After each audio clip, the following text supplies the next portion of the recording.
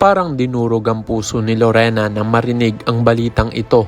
Ang kanyang lalaking minsan niyang minahal ng buong puso, ngayoy tuluyan ng bumitaw. Sa bawat salita ni Wilfred, pakiramdam ni Lorena ay unti-unting nadudurog ang lahat ng pag-asang pilit pa niyang pinangahawakan. Ngunit isang araw, dumating si Manang Pilar sa bahay ni Wilfred. Dala nito ang isang mabigat na balita. Totoo ang sinasabi ni Lorena. Siya nga ay buntis.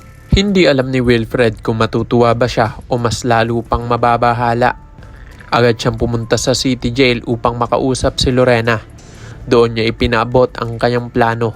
Kapag lumabas na ang bata, kukunin niya ito at dadalhin sa US kasama si Leah. Doon na bumuhos ang emosyon ni Lorena. Wilfred, pati ba naman itong sanggol na ito? Kukunin mo pa sa akin? Katulad ng ginawa mo kay Leah. Hindi pa ba sapat na inagaw mo na ang anak ko? Ngayon pati ba naman ang pinagbubuntis ko, ipagkakait mo rin? Hindi kinaya ni Lorena ang bigat ng sitwasyon. Maya-mayay, sumakit ng matindi ang kanyang tiyan. Agad siyang isinugod sa ospital. Ngunit sa kasamaang palad, nalaglag ang bata. Sa puntong iyon, biglang natauhan si Lorena. Tila nawalan siya ng lakas. Ngunit kasabay nito ay nabuo ang isang panata sa kanyang sarili.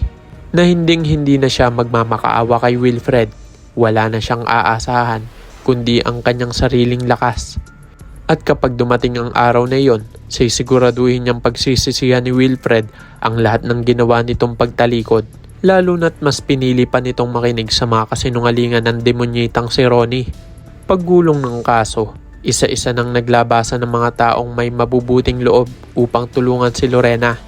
Isa na rito ang pagbabalik ng kanyang matalik na kaibigang si Fern, na ngayon isa ng mayaman at matagumpay na negosyante. Sa kabila ng tagumpay, hindi nito nakalimutang tulungan ang kaibigang minsan naging sandigan sa hirap.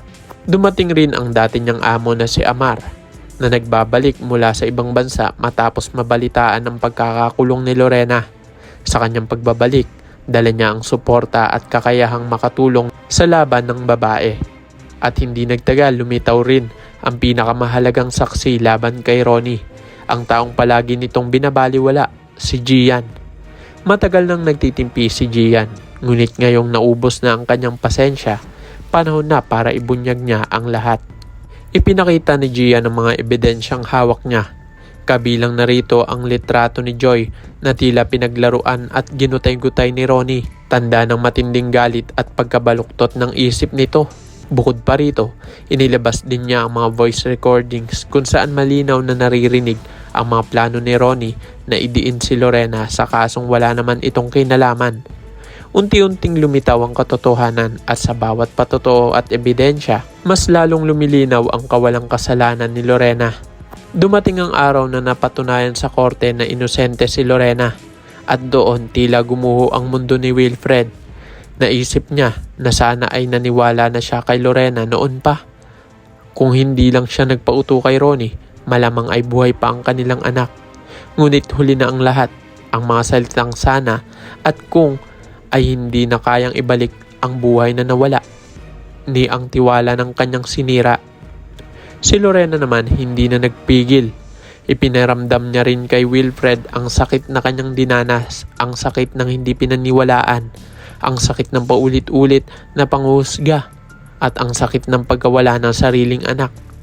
Naalala niya ang mga panahong nagmamakaawa sila ng kanyang kapatid na si Tristan upang pakinggan at paniwalaan. Ngunit ngayon, tapos na ang lahat. Hindi na niya kailangan magmakaawa. Sa iyong palagay, dapat lang ba na ilabas na ni Gian ang tinatago niyang ebidensya laban kay Ronnie? Kung oo ang iyong sagot ay pakiclick naman ang like at subscribe button para lagi kang updated sa mga susunod ko pang i-upload. Maaari ka rin mag-iwan ng komento sa ibaba para sa iyong mga saloobin at suwestyon. Maraming salamat sa iyong panonood.